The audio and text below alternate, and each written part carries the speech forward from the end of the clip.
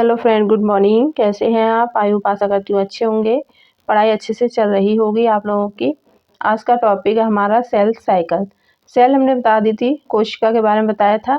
अब हमने बताएंगे आपको कोशिका चक्र एंड सेल साइकिल। तो एक सेल साइकिल कंप्लीट होती है 24 आवर्स में। एक सेल साइकिल कंप्लीट होने में टाइमिंग जो लगती है 24 आवर्स लगते हैं, यानी 24 घंटे में सेल साइकिल कंप्लीट होती है।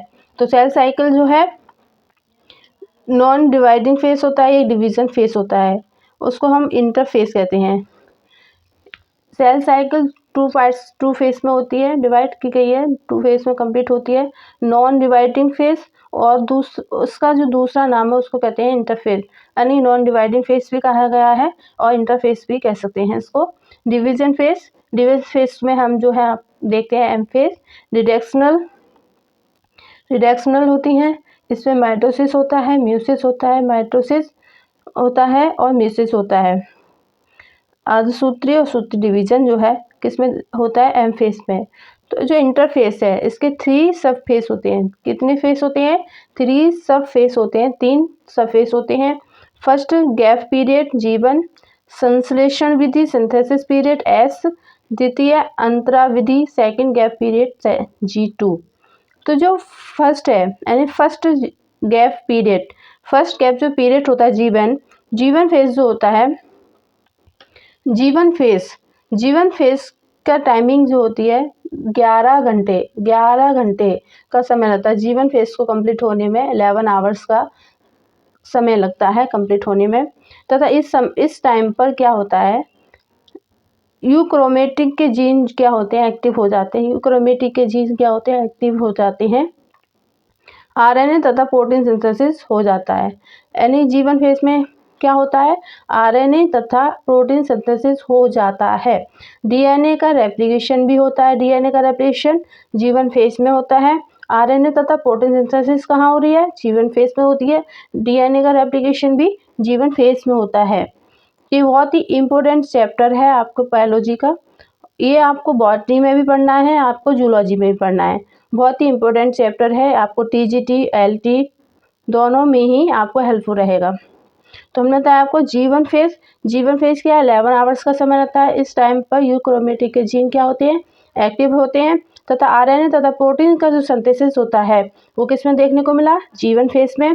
डीएनए का रेप्लिकेशन भी किसमें होता है? जीवन फेज में होता है। तो जो एस फेज थी, सिंथेसिस पीरियड ऑफ एस, तो कैसे चल रही है साइकिल? G1, S, G2 और M इस तरह से चलती है। तो S फेज क्या है? सिंथेसिस पीरियड कहते हैं इसको, संश्लेषण विधि कहते हैं। S फेज को क्या कहते हैं? संश्लेषण विधि तथा संश्लेषण विधि यानी S फेज भी कहते हैं। इसका जो टाइम होता है 7 या 9 घंटे इसमें लगते हैं। S फेज को कंप्लीट होने में 7 से 9 घंटे जो है लगते हैं। कंप्लीट होने में 7 से 9 घंटे लगते हैं एस फेज को कंप्लीट होने में। यह कहाँ होती है? G1 व G2 के फेज के बीच में होती है। यानी यह एस फेज कहाँ होता है? G1 तथा G2 के बीच में होती है एस फेज। एस फेज में क्या होता है? न्यू डीएनए बनता है। एस फेज में क्या देखने को मिला हमें? न्यू डीएनए का फॉर्मेशन होता है। न्यू डीएनए जो है एस फेज पे बनता है। तो हमने बताया जो डिवीजन फेज होता है, डिवीजन फेज में क्या होता है? एम फेज होता है। डिवीजन फेज में क्या हुआ? M phase. डिवीजन फेज में क्या हुआ? एम फेज होता है डिवीजन फेज। तो डिवीजन फेज में माइटोसिस और म्यूसिस देखने को मिलता है, जो कि म्यूसिस क्या है? रिडक्शनल डिवीजन है। कैसी है क्रिया? रिडक्शनल। कैसी क्रिया है? रिडक्शनल। तो एम फेज में केंद्रकीय गतिक्रिया क्रम होता है। केंद्रकीय कैरियोकाइनेसिस, कोशिकीय द्वितीय गतिक्रम साइटोकाइनेसिस। तो कैरियोकाइनेसिस जो होती है केंद्रकीय गतिक्रम में क्या होता है? Division of nucleus. इसमें क्या होता है? न्यूक्लियस का डिवीजन होता है। इसमें क्या होता है फ्रेंड? इसमें जो है न्यूक्लियस का डिवीजन होता है। इसमें आपको प्रोफेज, मेटाफेज, एनाफेज और टीलोफेज देखने को मिलता है। कौन कौन से फेज देखने को मिल रहे हैं? Prophase, metaphase, anaphase, telophase. 4 phase आपको देखने को मिलते हैं यहाँ पर। और जो कोशिका द्वितीय गतिक्रम होते हैं उसमें क्या होता है? साइटोकाइनेसिस होती है। उसमें क्या होता है? साइटोकाइनेसिस होती है, डिवीजन ऑफ साइटोप्लाज्म। इसमें किसका डिवीजन होता है? इसमें साइटोप्लाज्मा का डिवीजन होता है। तो ये जो प्रोसेस है इन एनिमल सेंट्रीपिटल सेंट्रीपिटल होती हैं। तो प्लांट में देखेंगे तो सेल प्लेट मेटा और सेंट्रीफ्यूगल्स होती हैं। इनको फेरोमोप्लास्ट कहते हैं। क्या कहते हैं? फेरोप्लास्ट कहते हैं। फेरोप्लास्ट कहते हैं। तो जीव ने दादा जो सेकंड गैप था पीरियड का, G2 था, सेकंड गैप पीरियड का हाँ कितना होता है? इसका टाइमिंग होती है 4 आवर्स होती है। कितना होते हैं? 4 आवर्स होती है। 4 आवर्स में कंप्लीट होती है। G2 फेज जो है, G2 फेज 4 आवर्स में कंप्लीट होती है तथा न्यू सेल ऑर्गेनल्स बनाती है। G2 फेज में क्या होता है? नए सेल्स के क्या होते हैं? ऑर्गन्स बनते हैं तथा इसके बाद क्या होता है? डिवीजन शुरू हो जाता है। डिवीजन शुरू हो जाता है। तो डिवीजन में क्या देखेंगे? माइटोटिक डिवीजन, सूत्री विभाजन में क्या आता है? Somatic cells. इसको हम क्या कहते हैं? Vegetative cells. Mitosis Flemming scientist है, 1880 में उन्होंने साइंटिस्ट ने खोज की थी इसकी। माइटोसिस एम फेस में क्या होता है? कैरियोकाइनेसिस है न्यूक्लियस तथा कोशिका गतिक्रम। Cytokinesis cytoplasm. क्या हो गया? साइटोप्लाज्म। इसमें साइटोप्लाज्मा का डिवीजन हो रहा है, इसमें न्यूक्लियस का डिवीजन होता है। तो हाँ, इसकी जो 4 फेस होते हैं न्यूक्लियस, इसके 4 फेसेस होते हैं, प्रोफेज, मेटाफेज, एनाफेज, टीलोफेज। तो प्रोफेज जो होती है, प्रोफेज सेंट्रीलेस अलग अलग साइड वॉल पर होता है। सेंट्रोल्स जो होते हैं कहाँ होते हैं? अलग अलग साइड पोल पर, अलग अलग ध्रुव पर होता है। फॉर्मेशन ऑफ स्पेंडल फाइबर्स, यानी कि किसका फॉर्मेशन हो रहा है? स्पेंडल फाइबर्स का। डिसकंटिन्यूअस स्पेंडल फाइबर्स कहते हैं। यहाँ पर फॉर्मेशन किसका होता है? स्पेंडल फाइबर्स का होता है। तो इस कारण इसको क्या कह रहे हैं हम?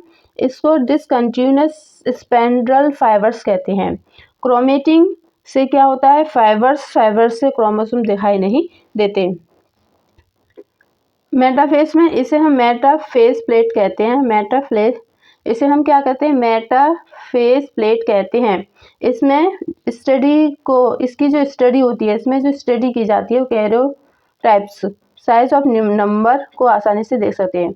इसकी स्टडी करके हम कैरोटाइप में क्या होता है? कैरोटाइप्स साइज ऑफ नंबर को आसानी से देख सकते हैं। Anaphase sister chromatids at opposite pole पर होती है।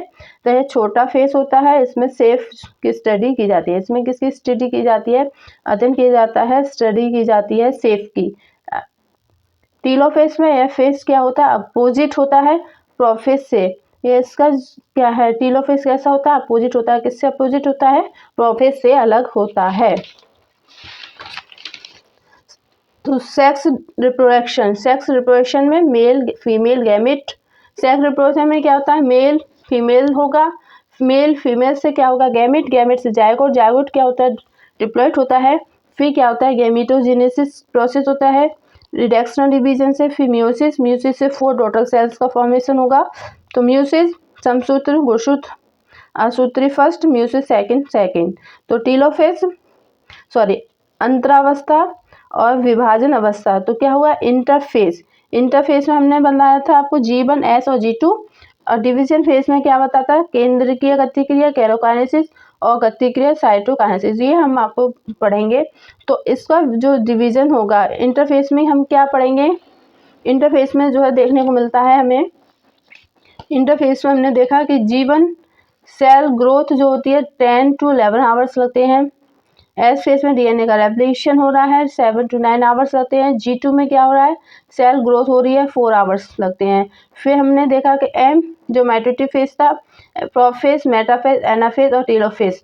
तो इसमें का जो टाइमिंग है 1-2 आवर्स होता है। ये बहुत ही शॉर्ट टाइम में कंप्लीट होती है। तो आगे क्या जो वीडियो आएगा आपको फेजेस के बारे में आएगा। सेल साइकिल जो एम फेज के फेस होते हैं, प्रोफेज है, टीलोफेज है, लिपोप्रोटीन, ये सब आपको अगली वीडियो में मिलेंगे। Thank you for watching. धन्यवाद।